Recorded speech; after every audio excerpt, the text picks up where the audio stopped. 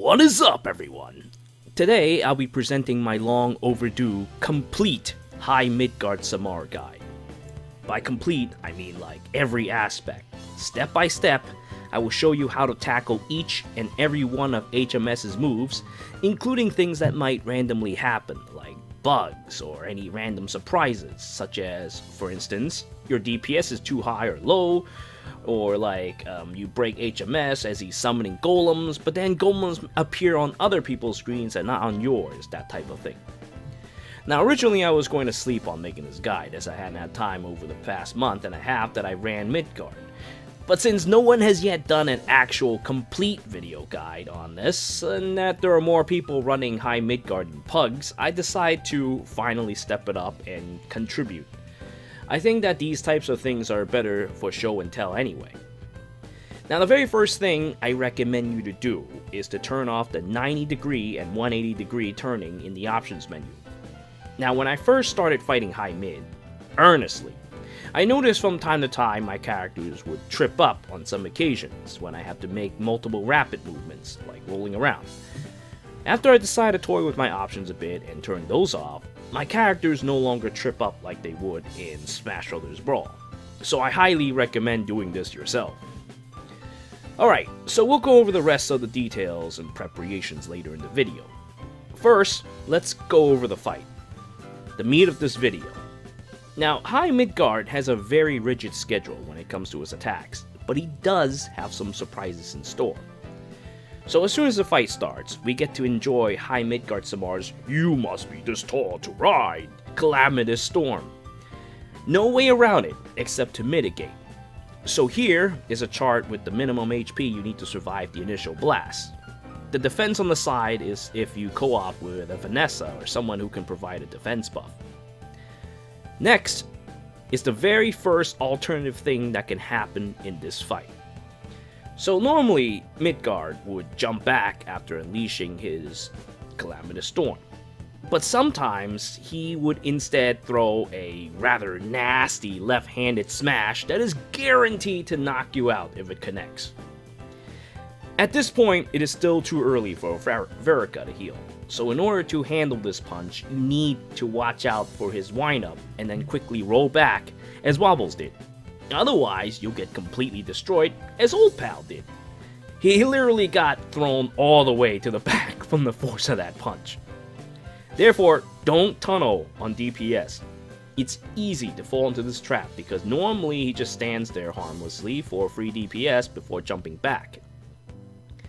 Anyhow, about this smash. So this punch happens occasionally, some say 1 out of 50, but we've had it happen like 7 times in a row. So I think it's best if you just pay attention to it. This awful punch will also occasionally appear later in his attack strings as well, so pay close attention to the wind-up. Sometimes he even goes ham and swings like 4 times in a row. Either way, after this, Midgard will jump back and then unleash his second technique, the Trident Tempest. It's an easy to dodge 3-wave Gales, but what some DPS do is that they bait Midgard into facing the wall and then dash through him, freeing the healer to just build up and start healing. You should always use your first Blessings of Destiny AoE heal around this time as Verica.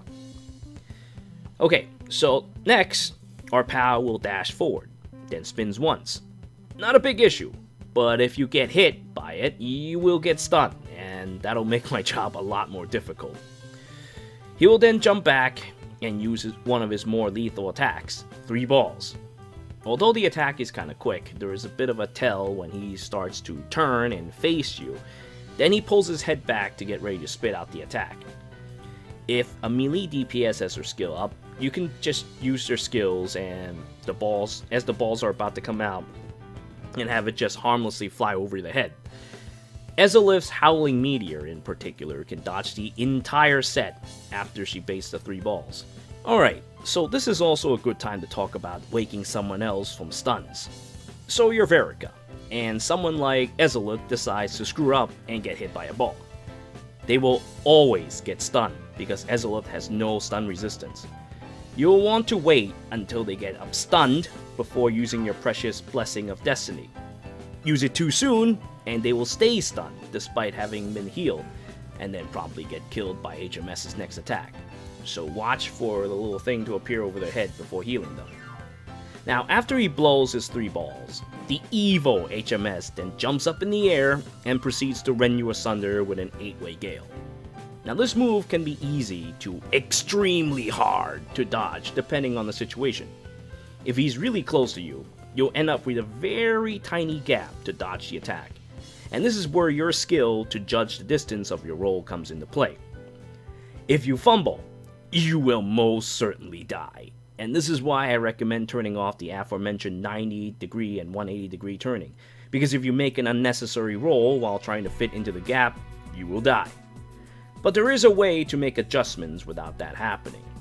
Like, for instance, by rubbing along the wall, you can limit the distance you roll and fine-tune your escape. First and foremost though, I advise you to learn the distance of rolling by heart so you can adjust your direction in one quick swipe rather than trying to adjust it again and get killed. Now, after the 8-way, HMS will then start his Tattered Sky attack by putting a big old bullseye on the closest dude near him. When that happens, the entire party has to gather along the red targeting to share the unavoidable damage from Tattered Sky.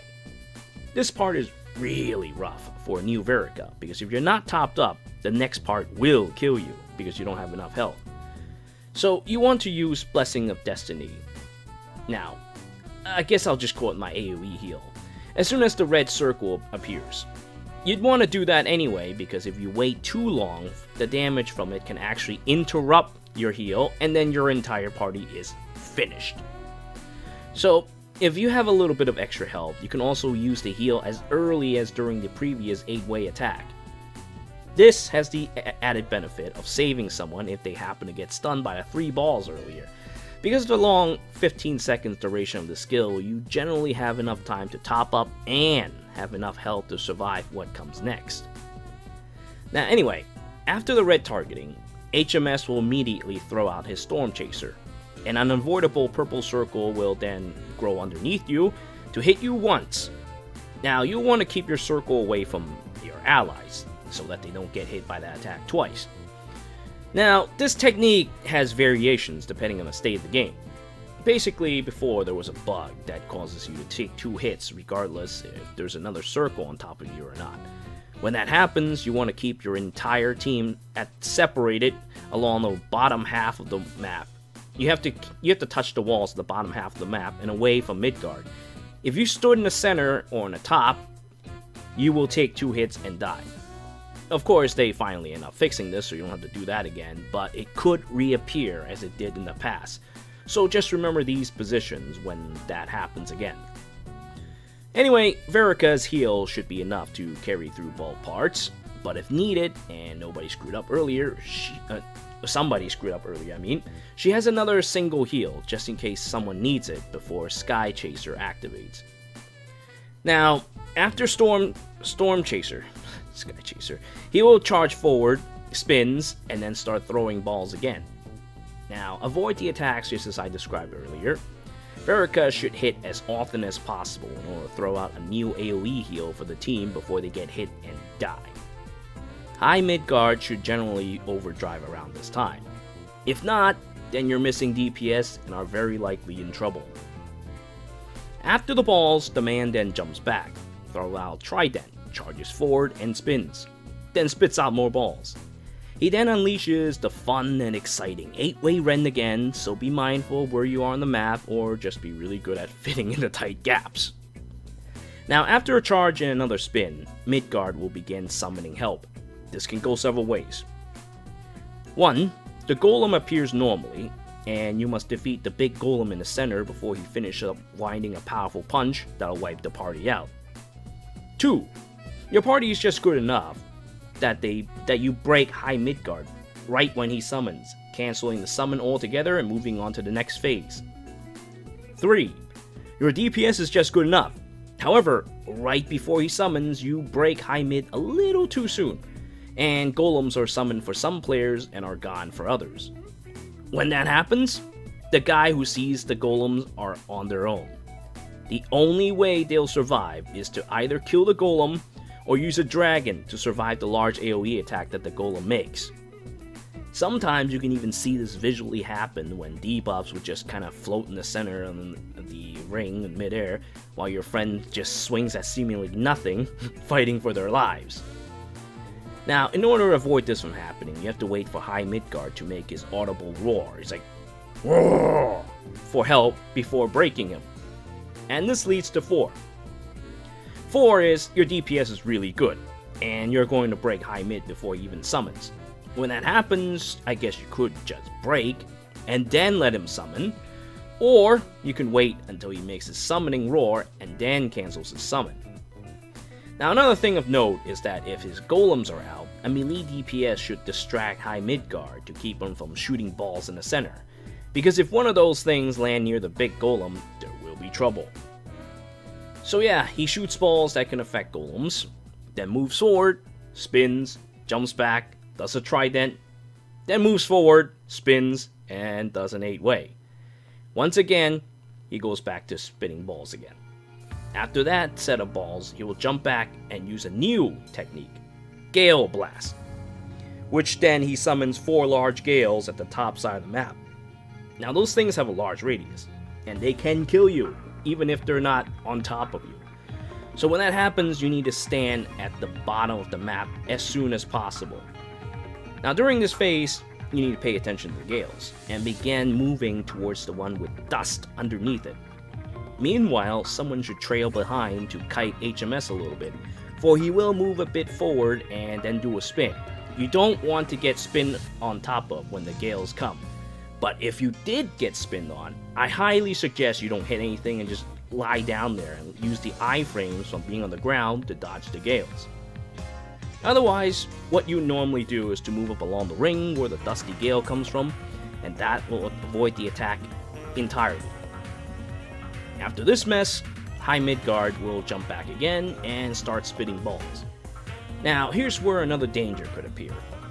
If your DPS is good, you might want to lay off a little bit, because he might overdrive, and I'll explain why in a bit. Now, what he'll do next is he'll unleash his 8-way once more, and then immediately use his Tattered Sky and Storm Chaser combo again. So if he overdrives around this time, the extra damage can be more than Verica's regen can handle, and the party will wipe. You might not, but it's better safe than sorry, I think.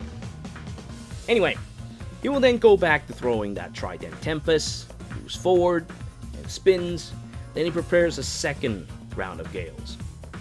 Now this one is especially important. All DPS should quickly move away from him while a healer moves towards him. That is because the evil High Midgardsormr will immediately use Tattered Sky and Storm Chaser combo right in the middle of all the gale. What Verica, or a healer, should do is quickly grab the target, head to the middle, and pop their Phoenix, or whatever dragon they're using. Then, you need to wait for the split second for the gales to come in order to iframe them. Once the gales start moving, pop your heal. Tattered Sky will break Phoenix, but you will be perfectly safe. Afterwards, Storm Chaser will hit, but Phoenix's heal will more than just enough heal through that. Then, the man will start throwing balls again, but even if you get hit, Phoenix will just heal through it for the 15 seconds duration. Alright, so this is the last part. You need to settle the score with High Midgard right now and finish him off. He'll use an 8-way immediately right after the balls. Then he'll charge forward and spins. If you break him then, the fight is all yours. If not, he'll throw another 8-way before using a reverse Storm Chaser, then Tattered Sky combo. When that happens, whoever gets the target needs to sacrifice themselves, preferably the healer. And this is your very last chance to take him down at this point. If you cannot, then you simply don't have enough DPS and you'll have time down. That won't refinish with a second left like those cliche time bombs you see on TV shows. Well, and that's about it. Now that you've watched this video, you too can do this to him in no time. I'm serious, he's actually a very easy boss because of his very rigid attack patterns. It just takes a little bit of getting used to. Honestly, the preparation itself is probably the hardest part of this whole fight. Now, on to the preparations. Because HMS is a commitment, if you're doing this, you gotta decide which character you want to roll with, or forced to roll with. Depending on your tolerance for farming and how much money you're willing to toss at the game, pretty much any fire character could be used. It really depends on how much you're willing to commit, but generally people look for the Elite 4. Verica, for healing. Now you literally can't run without her unless you're so incredibly geared you use dragons to dodge damage and you know the fight like the back of your hand. And despite all that though, since you only need one, she's really easy to build and it comes with 4-star stuff. You'll be hard pressed to find parties sometimes. Now if you go down this path, I highly recommend finding a static group that'll run with you. Alternatively, you could go with Hildegard, but Hildegard you have to be really rich. You have to like just stack her with everything that you've got. But if she actually meets the requirement of that initial blast, you have a really powerful healer. She's got regen and a barrier. She can make the fight so much easier for the melee DPS. But that's something for rich people to play with. I wouldn't recommend that. Right, anyway, so the rest of the DPS are easy as pickup group goals, with the exception of those who relies on Vanessa anyway. So, Euden for breaking. Everybody has him. Mikoto is the premier DPS, but, well, being a 5-star adventurer, you gotta be lucky enough to get him. And then there's Vanessa as a 4-star for her defense buffs. She's pretty easy to come by too. That thing makes the run so much easier, allowing you to get away with mistakes. Now, beyond that, I think that Ezelith is just fine. She might not have stun resistance, but if you have the skills, she will really complement Mikoto's DPS and help brings down the big boy faster. Navid isn't too bad either, but I think Euden is far more reliable compared to him in this fight, since Navid needs to kill ads to really work his kit. That and Euden actually having stun resist.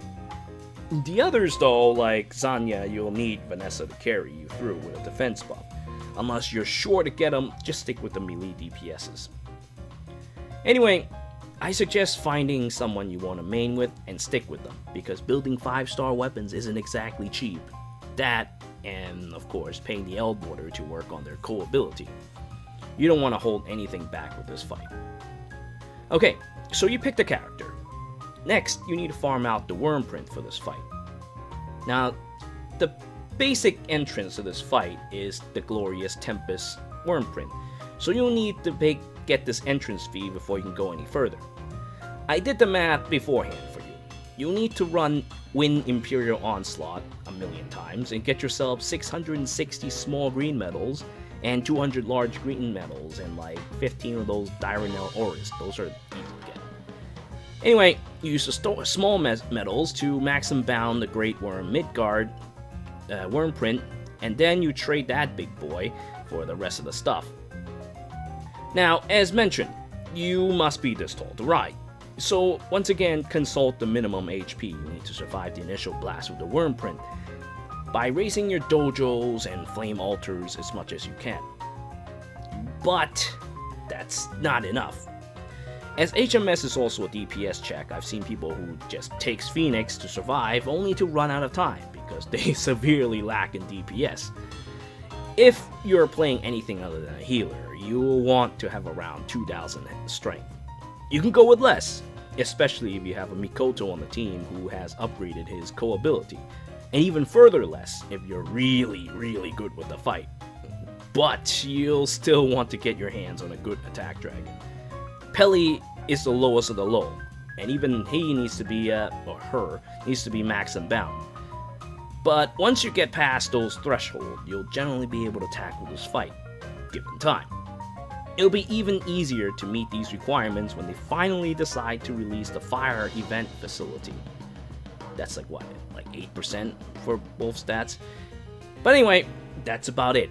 Let me show you a couple more extra fights for reference, and we'll end with that.